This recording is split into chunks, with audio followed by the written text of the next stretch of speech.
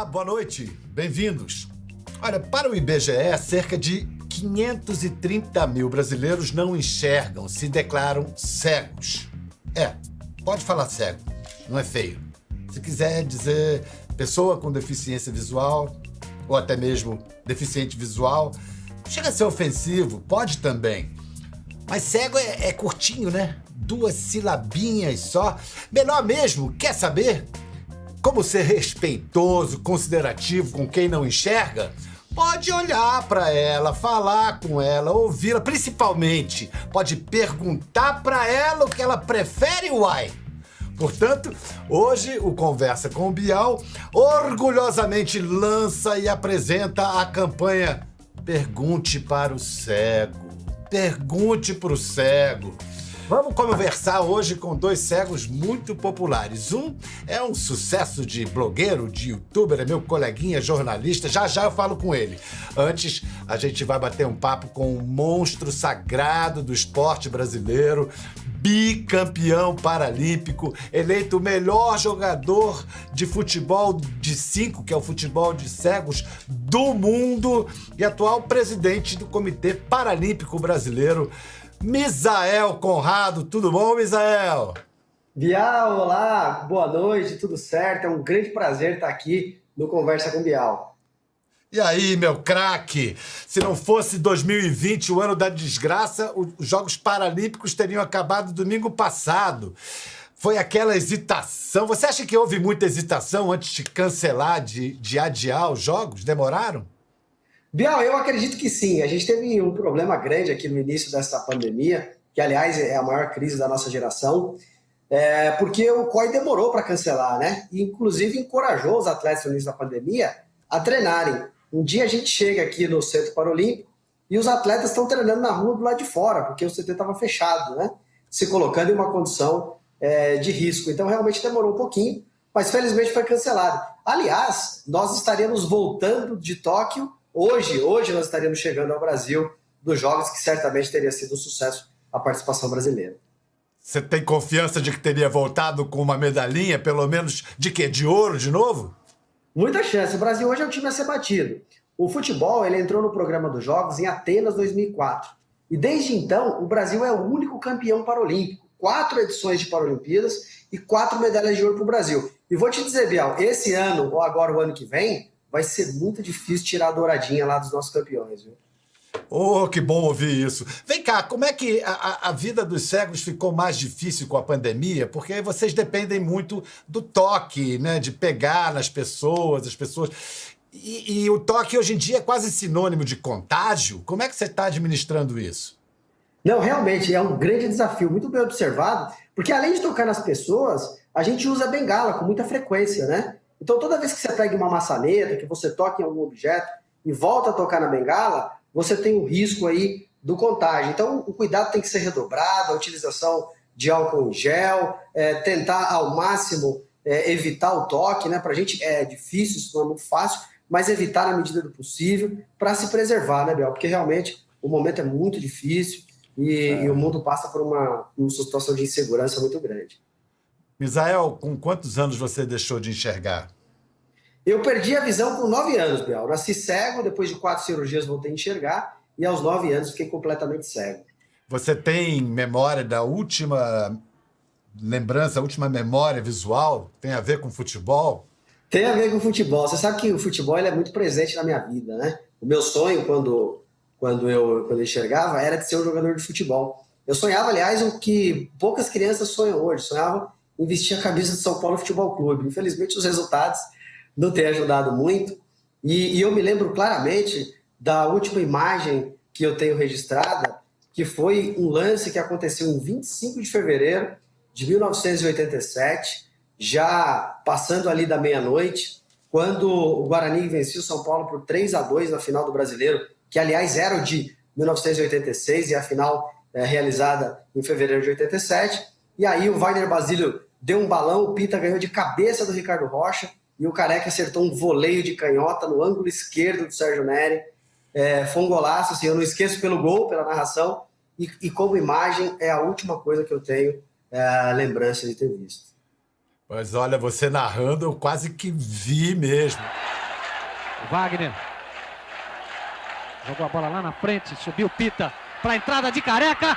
Gol do São Paulo! Careca! Aliás, eu vou experimentar fazer isso com você agora. Misael, você tornou-se bicampeão paralímpico do futebol para cegos. Lembrando que quando se fala futebol de 5 é futebol para cegos. Então, vou mostrar 2 gols do Misael na última Olimpíada dele, que foi em Pequim. Eu estava lá, 2008. Fazendo o trabalho de pivô, recebe dentro da área e remata com um chute de canhota de bico. O goleiro nem vê. Comemora muito, Misael. Agora recebe pela esquerda, passa por um japonês, passa pelo segundo por 3, faz fila de japonês, arremata e é gol. Mas que golaço! Olha o que ele fez! Olha o que ele fez! Olha o que ele fez! Todo mundo viu a jogada. Menos você, né, Misael? Que piadinha que todo mundo faz a piada, né? É isso aí, Biel. Ô, Biel, agora o Galvão tem que tomar cuidado, viu? Porque daqui a pouco você toma o lugar dele. Te cuida, Galvão Bueno! Vem cá, nesse jogo, não só para os cegos que estão assistindo, mas para quem joga também, a audição é o mais importante? A audição é o mais importante, Biel, mas a gente usa todos os sentidos, né? Tem até... Eu dou um exemplo disso com uma história que aconteceu em um campeonato que nós jogamos em Belo Horizonte. E aí tinha um atacante, que ele era meu companheiro de ataque, e nesse dia ele não conseguia receber a bola, estava sempre atrás do zagueiro. Você tocava a bola para ele, o zagueiro antecipava, o goleiro não conseguia lançar para ele porque ele estava sempre marcado. E eu sem entender, né, por que ele estava tão isolado do jogo. Saindo da quadra, passando perto dele ali, conversando, aquela conversa de final de primeiro tempo, eu sinto aquele perfume forte, rapaz, sabe aquele que você compra na drogaria e tal? Mas um cheiro muito forte. E aí eu descobri por que ele estava marcado. Então eu cheguei para o treinador e falei, olha, pega lá a bolsa do Luiz e vê se tem um perfume dentro. Ele trouxe o perfume, o time estava perfilado para começar o segundo tempo. E aí quando a gente foi fazer o cumprimento, eu passei perfume do time adversário inteiro. E aí o Luiz não foi mais marcado, porque estava todo mundo com o mesmo cheiro. Ô, malandragem, essa daí é digna de argentino, hein, uma catimba dessa. E para quem não sabe por que todo mundo usa venda, tapa os olhos, explica aí pro pessoal. Porque, na verdade, algumas pessoas têm percepção de luz, né? E quando você está entre pessoas que não veem nada, qualquer percepção de luminosidade é uma grande vantagem, né? Como eu disse, o Misael já foi eleito, acho que foi em 98, né, Misael, que você foi eleito o melhor 98. jogador do mundo? Então, ele, o melhor jogador cego do mundo, este ano, pouco antes da pandemia começar, ele foi se encontrar com o melhor jogador de futebol da atualidade. Acho que a gente ainda pode afirmar isso sem susto. Desculpe Cristiano Ronaldo, Neymar e companhia. Lionel Messi. Então eu vou rodar o VT aqui e tentar narrar como é que foi. Em Barcelona, a gente vê de carro o Misael sendo levado para encontrar. Ele chega a algo que me parece a sede, um estúdio de televisão, e tá o Messi diante de um chroma key de verde, fazendo embaixadinha. Esse encontro seu com o Messi foi para receber uma peça de tecnologia inacreditável. Gustavo. Perfeito. R$20. Ó, já melhorou. O que são esses óculos que você recebeu? Que tecnologia é essa, hein, Misael? Esse óculos, Bial, é um óculos de Israel, uma empresa de Israel, e ele tem uma câmera e vários sensores. Então é um óculos capaz de ler textos, reconhecer notas de dinheiro, reconhecer pessoas, desde que, obviamente, essas pessoas sejam etiquetadas, né, no próprio óculos, que tem ali armazenada a imagem da pessoa exatamente com a informação de quem ela é. Então é um óculos que tem uma utilidade grande para os cegos, né, porque tarefas, muitas vezes, de ver a cor de uma roupa para definir a roupa que a gente vai usar, a gente não conseguiria se não fosse exatamente pelo auxílio da tecnologia. Então, o óculos ele ajuda bastante nesse aspecto, que era um auxílio para que o cego possa ter algumas informações que dependem exclusivamente da visão. Agora, eles têm utilizado muito esse recurso como política pública, né? Então, já tem muitos estados com esses óculos nas bibliotecas, para que os cegos possam ter acesso aos livros, né? Então, já tem algumas soluções, algumas maneiras que eles estão pensando de colocar essa tecnologia aí à disposição das pessoas que não podem ver. Misael, mas esses óculos, você falou dos livros, eles não substituem o Braille. Ele ajuda a identificar livros, mas você continuaria a usar o Braille? Como é que faz essa combinação? O Bial, olha, essa é uma questão importantíssima. O Braille, ele é insubstituível. Não há qualquer tecnologia ainda criada que pudesse substituir o Braille. Porque o Braille é a única forma que efetivamente o cego pode ter contato com a leitura. Porque você aprende a escrever quando você tem acesso à leitura da palavra, à construção da palavra. E o Braille é a única forma que você tem ainda de ter o contato com a palavra. Então, na alfabetização, nada substitui o Braille. É isso. Isso, aliás, isso vale para quem enxerga também, né? Não o Braille, mas é importante você saber escrever, ter caligrafia para depois ir para o teclado. Eu diria que é um símile aqui que eu faço. Né? Vamos incluir na conversa agora um colega meu jornalista, coleguinha. Esse cara é cheio de verve, humor.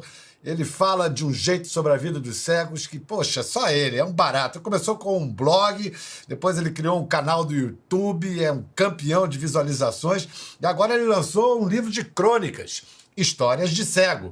Marcos Lima, bem-vindo, meu querido. Olá, Bial, olá a todos que estão vendo e a todos que não estão vendo também. É um prazer estar com o Misael, a gente já jogou bola junto, mas eu era ruim nesse negócio de futebol de cego, então fui pra internet. Vem cá, Marcos, você diz no seu livro, o esporte tem a propriedade mágica de apresentar os atletas com deficiência de modo positivo para a sociedade. Que outras atividades você compararia ao esporte? A gente sempre associa cegos à música. São grandes pianistas. Isso acontece, Bial, porque, claro, a gente não enxerga, a gente acaba desenvolvendo uma audição melhor, um tato melhor, porque a gente precisa dele. Eu sou péssimo músico. Nossa, a gente só tá falando de coisas que eu sou péssimo. Eu sou péssimo músico então eu sou a exceção que confirma a regra. Eu acho que o esporte ainda é a grande ferramenta. Na época que eu jogava bola, Bial, eu chamava pessoas que me conheciam, pessoas que tinham contato comigo pra ver eu jogando bola. E, Bial, as pessoas choravam. Ele tá lá, tá superando a deficiência. Não tô superando a deficiência, não. Eu vou continuar cego no final do jogo. Tô superando os adversários. E as pessoas choravam, e não sei o quê. Aí daqui a pouco passava um tempo, a pessoa começava a ver, nossa, eu vim torcer pro Marcos, ele tá jogando naquele time ali. E começa a torcer contra o outro time. Só que outro time também é formado por cegos. No momento que a pessoa começa a torcer contra outros cegos, esquecendo que todos têm uma deficiência, é o momento que o esporte faz a mágica. É o momento que o esporte mostra, primeiro vem a pessoa e depois vem a deficiência. Que legal, exatamente. A gente nunca tinha pensado desse ponto de vista. Fala, Misael. Ô, Bial, isso que o Marcos traz é muito importante. Aliás, o Marcos, quando jogava comigo, era o Marquinhos, né? Hoje é o escritor Marcos Lima. Mas era o Marquinhos lá no futebol. Aliás, era arruinado, era um grande jogador também. Conquistou vários títulos lá pelo Instituto Benjamin Constant. Mas o que ele traz é muito importante, Bial, porque o esporte ele é uma ferramenta de inclusão, porque ele atua dos dois lados. Primeiro, ele consegue resgatar a autoestima do cego, criar resiliência no cego, da pessoa com deficiência, né, falando do esporte em geral, e ao mesmo tempo ele tem a capacidade de mudar a percepção da sociedade com relação à potencialidade do cego. O cego deixa de ser um coitado e passa a ser alguém que faz gol, que quebra recordes. Um exemplo disso foi recentemente uma criança que foi, ao indagado pela mãe qual seria o motivo da festa de aniversário, seria galinha pintadinha, Peppa Pig, o que seria, e foi o Daniel Dias, né? Então, à medida que a gente consegue criar um ídolo por meio do esporte, a gente está criando uma sociedade muito mais inclusiva. E além disso, Bial, o esporte é importante para minha família, por exemplo, e para a família de muitas outras pessoas, mostrar quem a gente é, né? Porque se você tem irmãos e você é cego, a tendência é de super proteger, a tendência é que você possa menos. O esporte mostra, o cara joga futebol, o cara corre, então ele pode fazer muita coisa. Você dá palestras para crianças que enxergam. O que elas mais perguntam para você, Marcos? Olha, Bial, eu já dei muita palestra, eu devo ter ido a 200, 300 escolas na vida, e é muito bom falar com criança. Elas perguntam as coisas básicas, mas que os adultos também perguntam. Mas o que mais me chocou até hoje, e foi mais de uma criança, perguntando se eu nunca tinha pensado em me matar. Você ouvir isso de uma criança de 10 anos, 9 anos, é muito chocante, né? Porque a criança acha que como você não enxerga, você não pode jogar videogame, não pode jogar bola, soltar pipa, fazer tudo que a criança faz. E essa mesma criança, Bial, 20 minutos depois que eu contei minhas histórias, falei minhas besteiras, ela quer tirar foto comigo, ela quer que eu assine no caderno dela autógrafo, não porque eu sou bonito, não porque eu sou nada especial, mas é porque ela nunca tinha visto a pessoa com deficiência de um modo positivo, como protagonista. E na palestra eu tô ali como protagonista, né? Então a criança, aquilo muda a percepção. Ela vai esquecer meu nome em um mês, mas eu espero que ela nunca mais trate a pessoa com deficiência da mesma forma. Que legal. O Misael trouxe para nós essa ideia que eu, na apresentação, falei, de fazer uma campanha. Pergunte ao cego, pergunte para ele. Por exemplo, às vezes você vai ao restaurante, Misael, e o garçom pergunta para quem o que você quer comer. Sempre para quem está nos acompanhando. E aí a gente normalmente faz, Biel, uma tradução simultânea do português para o português, né? Então chega o garçom e diz para quem está com a gente, escuta, o que ele quer comer? Aí você diz para ele que eu quero comer um contrafilé com fritas e tal. E é comum, esses dias eu fui embarcar no aeroporto, cheguei no aeroporto um pouco tarde, porque o cego, quando chega no aeroporto, tem todo um procedimento, eles registram como se registra uma bagagem, né? Faz toda uma ficha, demora lá 1 hora para fazer o processo. Então, eu cheguei atrasado no aeroporto, falei, eu vou direto para o portão de embarque, porque senão eu vou perder o voo, se for lá para fazer todo o controle. Bom, eu desço ali no embarque de Congonhas, subo a escada rolante com a minha bengala, quando eu chego ali no raio-x, aí a pessoa do raio-x vira para a pessoa que está atrás de mim, que não tinha a menor ideia de quem eu era, e pergunta o seguinte, escuta, ele tem chave, celular no bolso? Mas se surpreendeu, eu não tenho a menor ideia, né? Quer dizer, eu não sei nem quem é ele e tal. Então, é muito comum isso. E quando não, as pessoas elas imaginam que o cego também não ouve. Então, começa a gritar com o cego, né? E perguntar gritando, imaginando que aquilo vai fazer alguma diferença. Pois acho que as pessoas ficam sem jeito e acabam se atrapalhando mais ainda. Então, não se aveste, pergunte ao cego. A gente, aliás, com a ajuda das nossas redes sociais, muita gente fez perguntas para vocês, para a gente começar a nossa campanha Pergunte ao Cego. Então, eu vou fazer algumas perguntas para vocês, tá? Cada um responde uma, como vocês quiserem. A primeira, mais recorrente, mais comum, é a seguinte: como é que os cegos sonham? Os sonhos de cegos têm imagens, têm cores? Olha, acho que isso depende do cego, Bial. Se o cego perdeu a visão há pouco tempo, ou enxergou até mais idade, ele vai demorar um tempo ainda para as imagens estarem nos sonhos. Mas com o tempo, né, vai sobrando. Eu enxerguei até 6 anos, eu perdi a visão completamente com 6 anos. E eu já não lembro mais de imagens. Então, meus sonhos são sensações. Eu posso sonhar que eu tô dando entrevista pro Bial. Então, eu tô escutando sua voz, tô escutando a voz do Misael, tô sentado na cadeira, sentindo aqui, mas não tô vendo nada. E essa realmente é a pergunta campeã, tanto que é um vídeo lá que eu gravei todo errado, eu sozinho, e o vídeo tem, sei lá, 600 mil visualizações, justamente porque as pessoas têm essa curiosidade. Então, vamos à segunda pergunta. Como o cego vê? Bial, o cego vê da maneira como ele imagina. Tampouco a gente sabe se a maneira que a gente imagina é a correta ou não. Tanto que tem um livro, não me lembro agora o autor, que faz muito tempo que eu li, que narra a história de alguém que foi sempre cego e depois de adulto recuperou a visão. Então essa pessoa olhava para os objetos e não conseguia identificar, precisava tocar no objeto para poder saber o que era, porque é a questão da imagem visual. Então o cego vê da forma como ele imagina. Marcos, uma pergunta que são duas, na verdade. Como é que você imagina o próprio rosto? E aí eu acrescento, a palavra imaginação contém nela outra palavra, imagem. Então, como é imaginar sem imagem?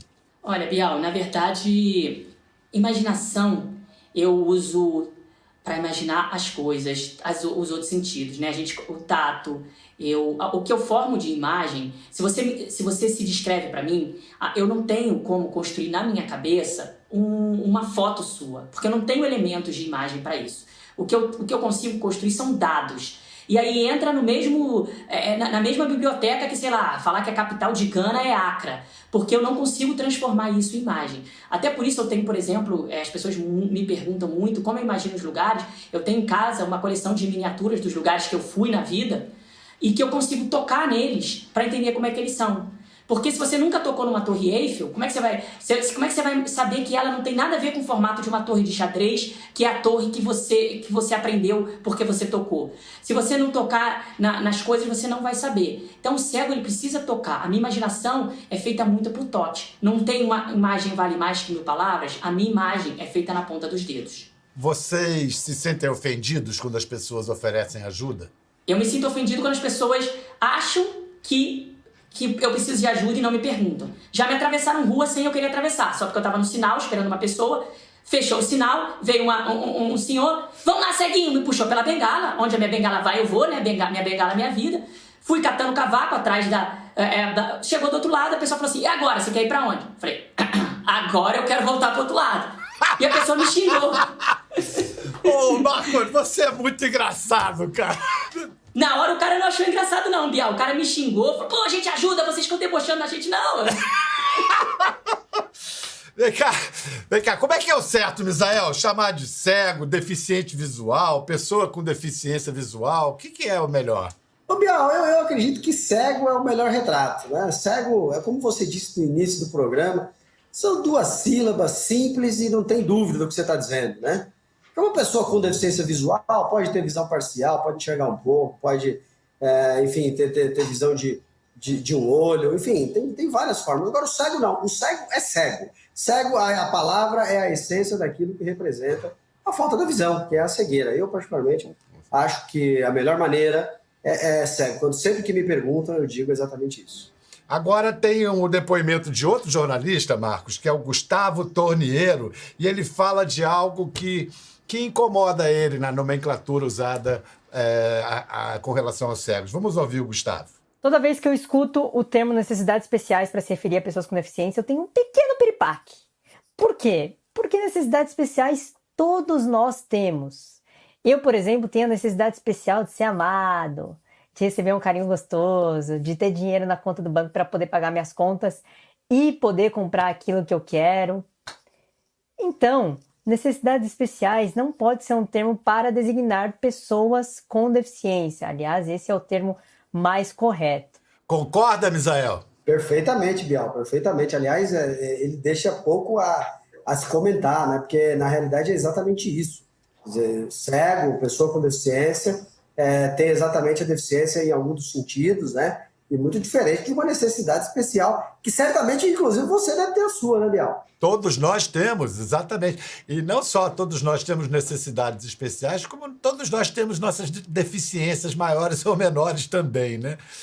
É isso Marquinhos. Que eu falo sempre, Bial.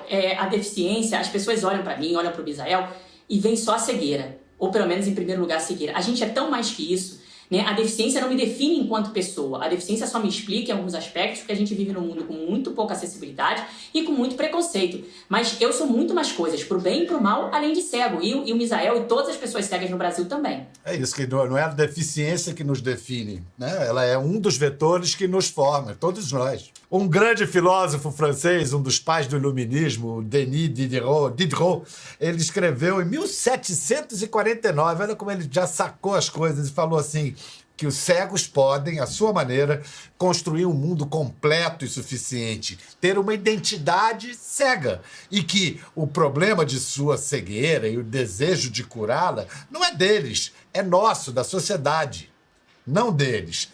O que é essa identidade cega e o desejo da busca por uma cura, Marquinho? Olha, Bial, me dá licença de contar uma rápida história? Por favor. Em 2008, eu fui convidado para fazer um projeto, me tornar o primeiro cego brasileiro a esquiar na neve. E foi na República Tcheca. Só que esse projeto quase não aconteceu. Não foi por falta de dinheiro, a gente conseguiu patrocínio e tal. Tava na República Tcheca, faltavam 2 dias para ir lá para as montanhas. Eu, caramba, querendo saber como é que esse negócio de esqui. Tava na praça da cidade, nevando. E um grupo de religiosos estava fazendo umas orações para a cidade. Quando eles terminaram, eles vieram para um amigo que estava comigo e falaram assim, a gente vai curar o seu amigo. E começaram a rezar por mim. Era uma língua que eu não entendia. Alguém já passou por essa cena? Ser rezado numa língua que não entende, você não entende nada que está acontecendo. E eu comecei a pensar, gente, já pensou se isso dá certo? Eu consegui patrocínio, eu estou escrevendo um blog, meu projeto é Esquiando no Escuro, eu já saí no jornal. Comecei a ficar com medo da reza dos caras dar certo, Bial. Porque eu já tinha comprometido muita coisa com aquele projeto, né? Me tornar o primeiro cego brasileiro a esquiar. E isso parte muito do pressuposto, eles nunca nem falaram comigo. Eles só acharam que, se o cara é cego, a única inspiração da vida dele é viver. A única aspiração é voltar a enxergar. Ele não faz outra coisa senão querer voltar a enxergar. E não é isso, a gente não pensa nisso. Você estava querendo esquiar, simplesmente, né? Esse seu amigo Marcos Lima é uma peça, hein, Misael? Que figura adorável. Ele é uma figura, viu, Bial? Escuta, o que é ofensivo para vocês? Por exemplo, chamar... esse é um dito popular, eu tenho que falar, os olhos são as janelas da alma. Esse dito é ofensivo? Peraí, não respondo ainda. A gente vai fazer um rápido intervalo comercial e volta em instantes.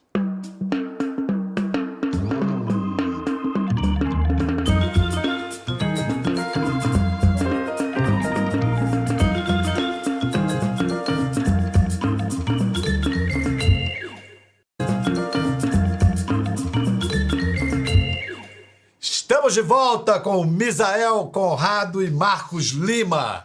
Misael, Marcos, quem é que vai responder essa? O que vocês acham dessa expressão tão popular? Os olhos são as janelas da alma. É ofensivo? Ô, Bial, eu não considero ofensivo, e eu acho que para quem enxerga, de fato, os olhos podem representar sim a janela da alma, porque a visão ela representa uma porcentagem superior a todos os outros sentidos juntos. Então, basicamente, a maneira de você receber informações, a maneira de você se aproximar de uma pessoa, é tudo pela visão, é tudo por meio dos olhos, né? Então, eu acredito que esse dito, para quem tem a visão, ele pode ser considerado, sim, correto, um ditado correto. Agora, obviamente que para os cegos, se os olhos forem as janelas da alma, a alma vai viver no escuro, né? Então, naturalmente, esse ditado não vai se aplicar. E aí a gente vai utilizar os demais sentidos, né? E tem uma coisa, Bial, que é mais importante que todos os sentidos, né?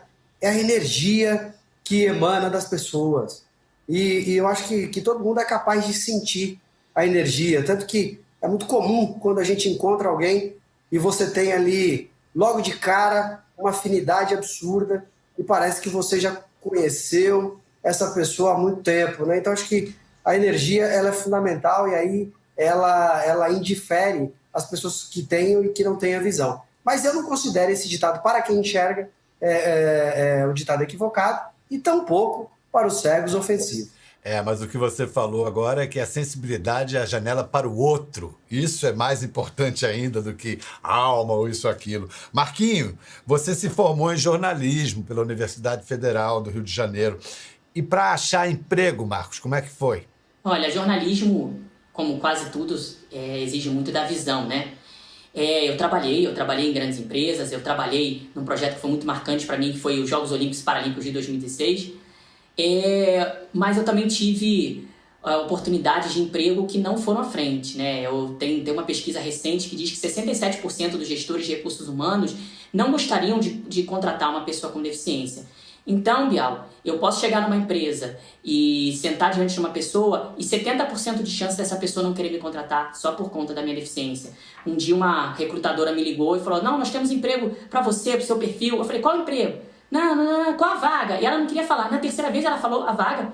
E eram vagas de nível médio, às vezes até nível, não precisava nem segundo grau. Eu falei, você leu meu currículo? Li, claro, eu tô com ele aqui na mão. Eu falei, não, você só leu a parte de pessoa com deficiência. Você não leu que eu me formei numa das melhores universidades do Brasil, que eu falo 4 idiomas e minhas experiências de trabalho. Você parou na informação de que eu sou cego. Misael, Marcos, muito enriquecedor conversar com vocês. A gente aprendeu coisa pra chuchu. Como disse o Marcos Lima no livro dele, Histórias de Cego, o importante para mim é que as pessoas aceitem a deficiência como algo natural, como algo com que nós conseguimos viver, como algo que está mais relacionado à falta de acessibilidade e ao preconceito do que à incapacidade. E eu vou acrescentar, e que todos nós possamos reconhecer as deficiências que nós temos. Sim, todos temos nossas deficiências, e que a gente as assuma, as conheça e as encare com a coragem, a honestidade e a grandeza dos cegos. Muito obrigado, Marcos Lima. Muito obrigado, Misael Conrado. Foi maravilhoso conversar com vocês. Cuidem-se aí. Um dia essa pandemia vai passar.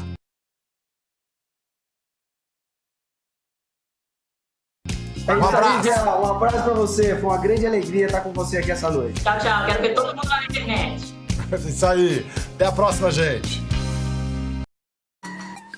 Já vai deixando o seu like, né? Já ativa o sininho, já curte a página, já segue aí para receber mais dicas como esta, beleza?